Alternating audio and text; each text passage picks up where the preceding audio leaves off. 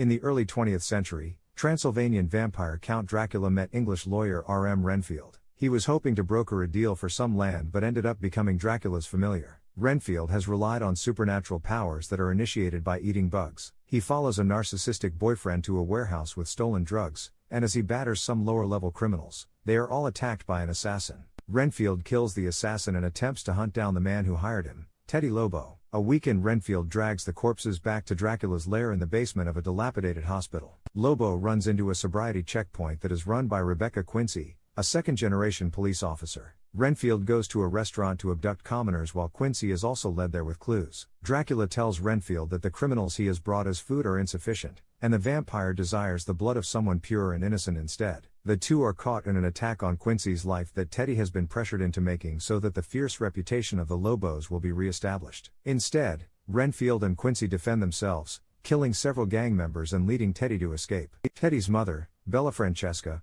orders him to hunt down the man who killed her foot soldiers. The two agree to form an alliance while Renfield has taken to heart the teachings of his self-help group. Quincy appears and finds Renfield surrounded by dead bodies, causing her to arrest him. She is immediately swarmed by police officers and the Lobos, who also want revenge on Renfield. The two fight through a group of corrupt police officers. They decide to storm the Lobster's headquarters, only to find that Dracula has empowered over a half-dozen gang members to have all of Renfield's supernatural abilities. After a fight, Renfield kills Teddy. Quincy heads to stop Dracula and finds that her sister is beaten to near death and only the healing properties of Dracula's blood can save her. She tricks Dracula, leading to him having a final standoff with Renfield and Quincy. The two collaborate to capture him in a magical circle. Renfield and Quincy beat Dracula into pieces, capture loads of his healing blood, and divide up the bits of his corpse into pieces of concrete that they scatter across the water system. Renfield later resurrects his self-help group friends with him feeling empowered to make a new life for himself.